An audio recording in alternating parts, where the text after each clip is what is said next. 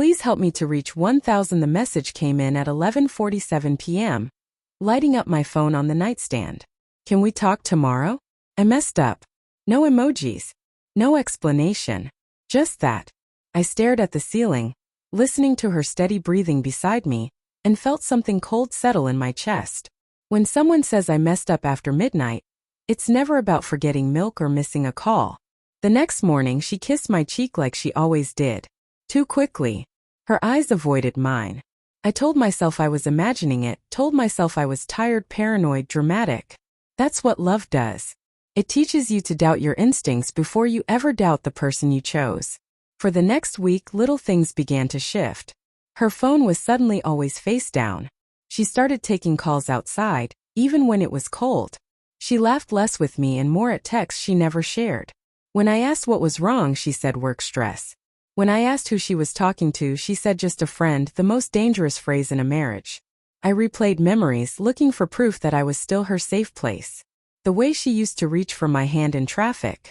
The way she used to tell me everything, even the boring parts of her day. Those moments felt like photographs now, flat, frozen, no longer alive. One night, I woke up to find her missing from bed. I heard the low hum of her voice from the kitchen. Not work-stressed. Not tired. Soft. Intimate. The kind of voice you don't use unless you care about how someone hears you. I didn't confront her. Not yet. I hated the idea of being the jealous husband, the suspicious one. So I waited. I watched. And I hated myself for it. The truth didn't come from her lips. It came from her phone, buzzing on the couch while she showered. I didn't even mean to look. I just glanced down. Last night was incredible. I can't stop thinking about you. My hand shook so badly I almost dropped the phone. I opened the thread. Every message like a small explosion in my chest.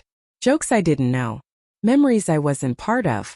A hotel receipt photo timestamp 3 weeks ago. One of the nights she said she was staying late at work. When she came out of the bathroom, towel around her hair, I was still sitting there. She knew immediately. It was just one night, she said before I even spoke, like she'd been rehearsing. I swear. It didn't mean anything. Just one night. As if betrayal were measured in hours instead of damage. As if trust didn't shatter the first second you step outside your vows. I asked questions I already knew the answers to. Who was he? How long? Why? She cried. She said she felt invisible. She said she was lonely. She said she never meant to hurt me. And the worst part? I believed she was sorry. I could see it in her shaking hands, hear it in her voice. But remorse doesn't erase the images burned into your mind. The way she must have looked at him, touched him, chosen him. After that, everything hurt differently. Our wedding photos. Our jokes. Even silence. Especially silence. I wanted to forgive her. God, I wanted to. But every time she said I love you, my mind answered, but you loved him too. The turning point wasn't the arguments or the tears. It was a quiet moment weeks later, when she reached for me in bed and I flinched without thinking. I saw the pain in her eyes then, and realized I had lost something too important to pretend it could grow back overnight. I can't be your halfway healing, I told her. And I can't keep bleeding just so we can say we tried. She nodded. She didn't fight me. Maybe that hurt the most.